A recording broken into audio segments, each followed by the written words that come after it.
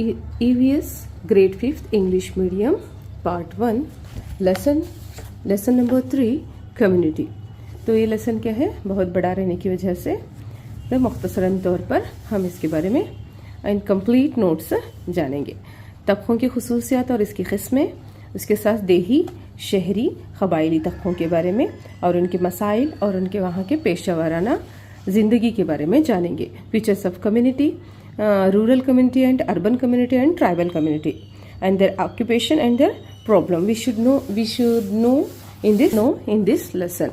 So page number 49, here one question is given, what are the features of community? Any three क्या है, एक तबके की खूबियां या क्या हैं, किसी तीन का जिक्र कीजिए। So number 1, people live together in the same place, they help and depend on each other,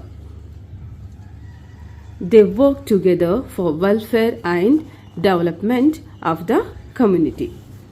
यहाँ पर क्या है, तीन खूबियाँ कम्युनिटी के, यानी कि एक दूसरे के साथ रहती, एक दूसरे के डिपेंड रहती और एक दूसरे के साथ क्या है, कामयाबी बहबूदी के लिए क्या है, बाहमी ताल्लुकात और साथ रहती। Then next one is 50 page number, here one table. So page number 50, write the points identified by you in the picture given। तस्वीर देखकर उसके बारे में लिखना। Identify aspect, कम्युनिटी तबके का तरीक़ाकार। सो रूरल कम्युनिटी, देही तबका। तो यहाँ पर क्या है, agriculture is the main occupation. तो देही तबकों का अहम पेशा क्या है, ज़राअत होता है। People rear cattle of and other domestic animals. Third one, most of people live in a small villages. Fourth one, people help and cooperate with each other. Fifth one, the environment is clean with each other. After the 51 page, so वहाँ पर पीछे हम क्या करें, rural area, rural community के बारे में जाने। तो अब यहाँ पर हम शहरी कम्युनिटी के बारे में चंद जुमले लिखेंगे। People live in a towns and cities. There are many buildings and roads. People do different job like business and office work. Fourth one, school, hospitals and markets are available. तो town में यानी कि शहर में यहाँ पर क्या है, बहुत सारे सहूलियात मिलती हैं। कल को हम यहाँ पर मेंशन करें। दैन कबायली तबका यानी कि tribal community. People live in a forest and hilly area. They live close to nature. They depend on forests for their livelihood. They have their own culture and tradition. तो यहाँ पर क्या है, कबाइल यानी कि ये जंगलात में जिंदगी गुजारती और क्या है, खुदरत के पास रहती और खुदरत से डिपेंड रहती और इनका हज को है क्या है, बोले तो ट्रेडिशनल कल्चर को फॉलो करती। And then next page 52 page number 52, here given some pictures. Then agricultural activity, non agricultural activity। ये तस्वीर देखकर यहाँ पर क्या है, इन दोनों को क्या है, डिवाइड करना है। यहाँ पर क्या है, ज़ेरी सरगर्मी और गैर ज़ेरी सरगर्मियों को हम क्या करना, अलहदा करना। सो यहाँ पर फर्स्ट वन नंबर ज़ेरी सरगर्मी यानी कि एग्रीकल्चरल। सो ज़ेरी सरगर्मी एग्रीकल्चरल एक्टिविटी नंबर 1, फार्मिंग और cultivation. Second one is harvesting. Third one is plowing the field. And fourth one is sowing seeds. And गैर ज़ेरी सरगर्मी यानी कि non agricultural activity, potteries or making pots, fishing, carpentry, woodwork, weaving and making clothes। तो यहाँ पर क्या है, इन दोनों को, इन तमाम तस्वीरों में दो हिस्सों में हमको इनको तकसीम किया। So next page number 53, exercise work is make a list of implement and required for the futures of agricultural activity। so यहाँ पर क्या है, equipments साजो सामान, from whom कहाँ से मिलता, प्लाउ यानी कि हल, वो कहाँ से हमको हासिल होता, ब्लैक स्मिथ से। एंड सिकल क्या है, बोले तो दरांती, जो खेती के लिए इस्तेमाल करती हैं उसे ब्लैक स्मिथ के पास। ये क्या है, हाव भी क्या है, ब्लैक स्मिथ से होता है। ये भी एक तरह का शार्प औजार यानी कि दरांती के टाइप का। Tractor dealer. Seed, seed shop. Fertilizer, fertilizer shop. So this much for this column. And then next one is here, page number 54. Answer the following question each. Write the various occupations found in the village. देहातों में पाए जाने वाले मुख्तलिफ पेशों का जिक्र कीजिए. सो यहाँ पर हमने देहातों में ज़्यादातर करने वाले पेशों के बारे में लिखा है. For example farming, dairy, potteries, fisheries, sericulture यानी कि silk farming, weaving, carpentries, blacksmith, potteries,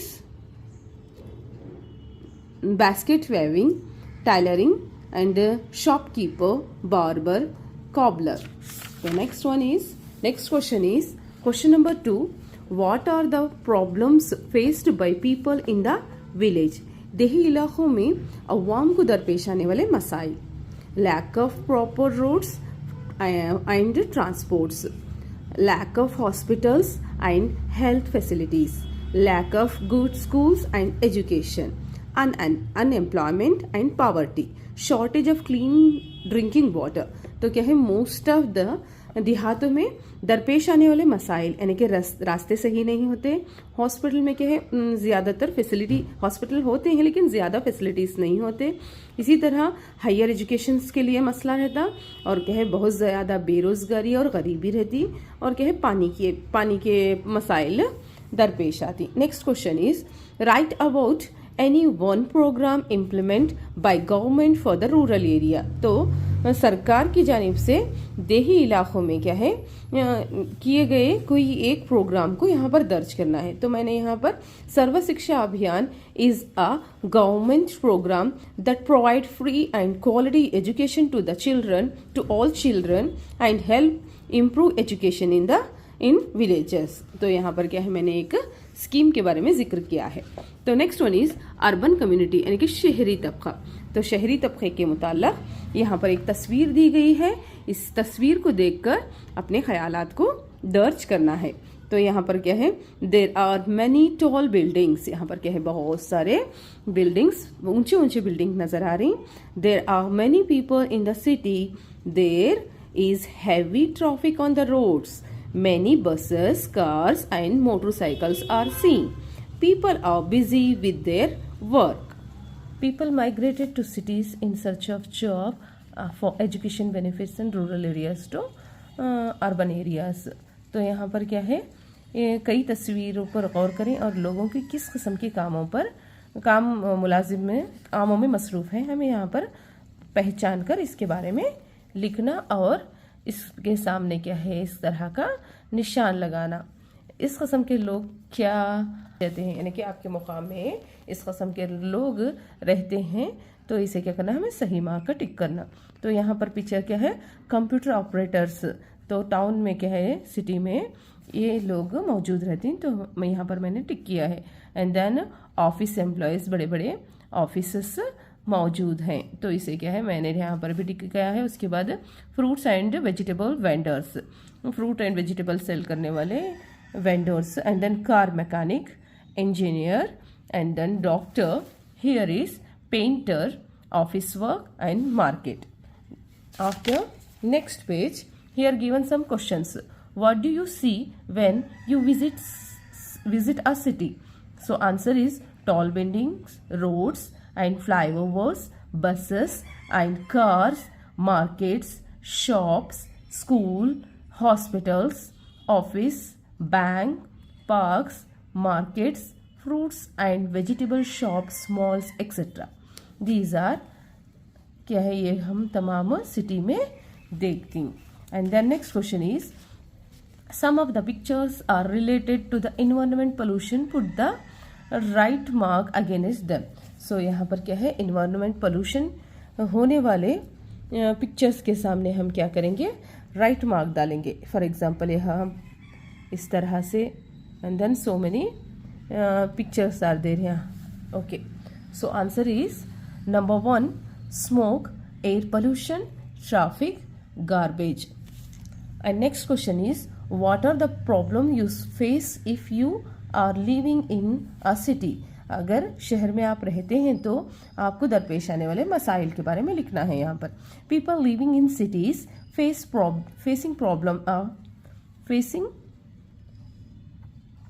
problems like traffic jam, air pollution, noise pollution, overcrowding, high cost of living, shortage of clean water, and waste disposal problem,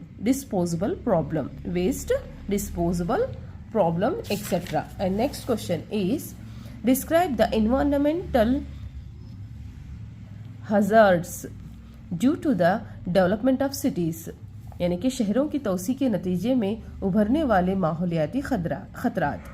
तो answer is the development of the cities causes air pollution, water pollution and noise pollution, traffic jam and deforestation and improper waste disposal. So next is page number 63. Observe the picture and mention here. तस्वीर को देखें और हमारे माहौल से किस तरह से मुख्तलिफ है, and difference we should compare. Observe the picture and explain the difference between the our environment, from our environment. So tribal people, they live in forest while we live in towns. Their houses are made from natural materials, while our houses built on brick and cement. They depend on forest food livelihood, while we use market and modern facility. They use traditional tools while we use modern machines. तो कबायली और शहरी ही तबकों के यहाँ पर क्या है, मुआजना करना. Next one is see here this one, and then here given with the help of the pictures, identify the occupation of the tribals and write them. तो यहाँ पर ये तस्वीर देखना और ये लोग क्या कर रहे हैं इसे यहाँ पर दर्ज करते जाना.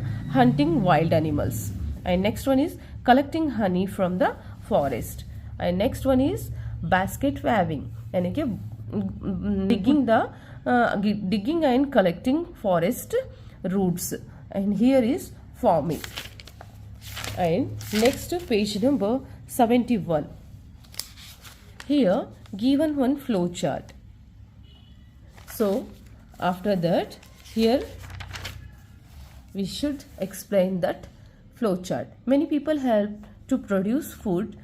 A farmer need land, water, seeds, fertilizers, insecticides, workers, and transport, seeds, collectors, manufacturer, labor, driver, merchant, and other workers are help the farmer. This chart shows that food reaches us through the hard work of many people.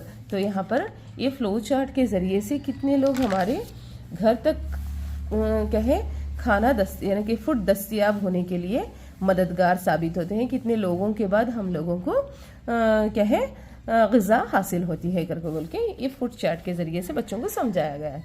और यहाँ पर एक space दिया गया है जिसमें क्या है समंदर के पानी से तैयार होने वाले नमक हमको कैसे हासिल होता, नमक कैसे बनता अगर को. तो यहाँ पर एक फ्लो चार्ट के ज़रिए से हमें एक्सप्लेन करना है.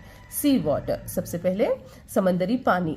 Salt pan workers, after that salt collectors, cleaners, packers, transporters, wholesalers, shopkeepers, last consumer. तो इतना प्रोसेस होने के बाद नमक हमारे तक पहुंचता है. Next one is identify the pictures. So here weaving, athletes, painter or artist, singer, doll seller or doll maker, whatever it may be, doll seller, sports player, and then actor or actress, and news reader, dancer. Next here is Lata Mangeshkar, she is a singer. Ustad Bismillah Khan, and then Pandit Bhimsen Joshi. Next one is here given one picture. Look at the picture given below. Explain the situation. The picture. तो यहाँ पर क्या है एक तस्वीर दी गई है, ये तस्वीर देखकर चंद जुमले बनाना है. The picture shows a village affected by a flood. Heavy rain has caused the river to overflow and many houses are surrounded by water. People are using boat to move to safe places. Some peoples are helping each other, while animals are also trapped in the flood water. Flood caused the great damage to homes, crops and properties. We should help flood victims and provide them food, clothes and shelter. तो यहाँ पर क्या है, इस तरह के लोगों के लिए हम क्या है, मदद करना बोल को भी बताया जाता है. So next one is look at the pictures and explain how these families have been supported in different way. यहाँ पर तस्वीर दिए गए हैं, तो इसे देखकर हम चंद जुमले लिखेंगे. The picture shows how a family affected by disaster was supporting by the community. People gave them food, cloth and other help and help to build their damaged houses. Now last question is write what you learned from this. Write in the space. So answer is I learned that we should always help others in time of need. We should cooperate community. So thank you. If you like my notes, please subscribe my channel. Thank you.